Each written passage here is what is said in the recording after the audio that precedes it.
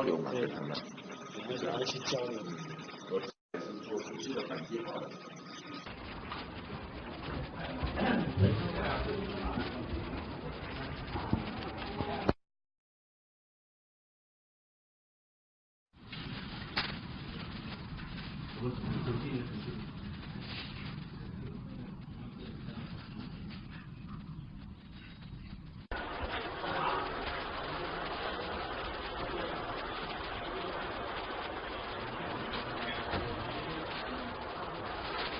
个人上网的痕迹能够看得到，能够对应到一台机器。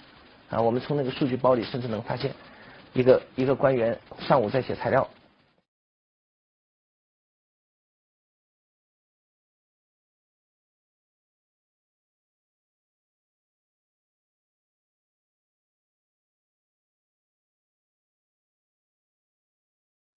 在大是大非面前，尤其是未经官方认证或宣布，不得私人发布任何关于疫情的任何消息。我明确告诉你啊，高尔夫目前官方没有确认病例，明白吗？那哪个地方会通知呢？会官方发布？你看官方通告啊，没有官方通告不能随便发布，一旦发布造成社会影响的，我们将追究法律责任。现在我们要求你立即纠正你前面的朋友圈，一个是删除，第二个你再发朋友圈，对前面你发的信息进行纠正怎么就这样？你就说哎呀，可能刚才这个上一条这个信息也不是很准确，如果有大家带来困扰，表示感谢、抱歉之类的你自己挽回影响我们跟领导已经请示我们首先对你进行训诫，不过你拒不挽回影响或拒不道歉的，我们按照法律要求对你进行追究法律责任依法处理，明白吧？现在全国都是这么处理的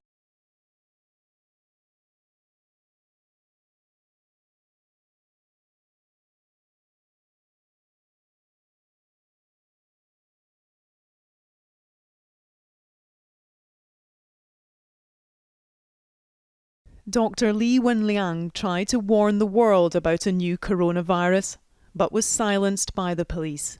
He has now become one of more than 600 victims of an epidemic. The 34-year-old's death in Wuhan has exposed the grave depths of China's cover-up culture, where even a doctor is not free to raise his concerns.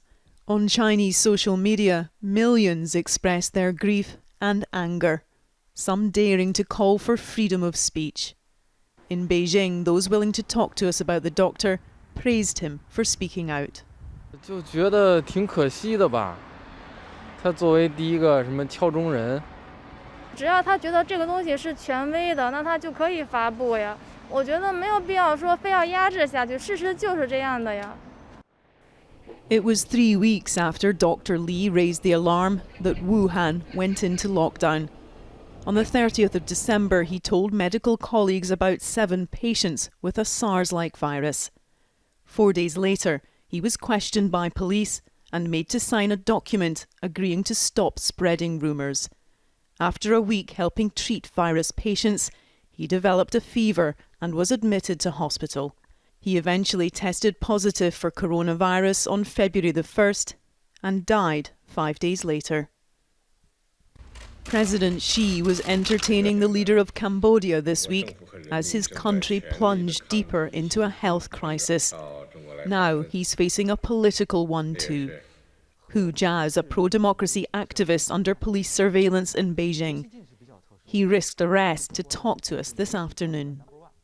那么我们要求这个言论自由，就是在跟共产党进行对抗，因为他是言论自由的刽子手。信仰自由的刽子手，结社自由的刽子手，迁徙自由的刽子手，游行示威自由的刽子手。言论自由是我们打开一切自由的钥匙，必须要坚持下去。为了李文亮律师，为了我们自己的尊严和自由，我们也必须这样做。Footage like this of people being forcibly dragged away into quarantine has created fear and panic. The Chinese authorities have unlimited power to hunt down those infected.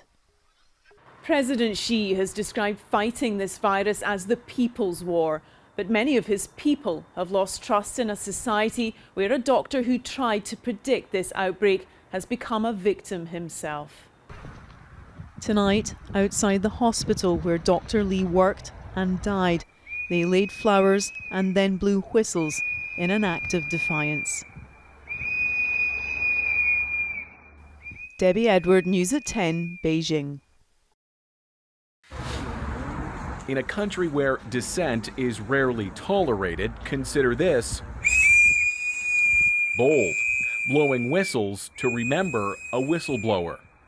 Dr. Li Wenliang worked and died at this Wuhan hospital, a victim of the virus he dared to warn about before the government would.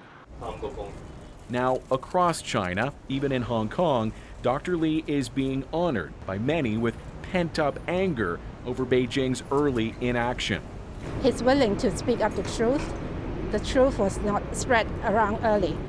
In a group chat in late December, Dr. Li warned of a SARS-like virus seen at the hospital.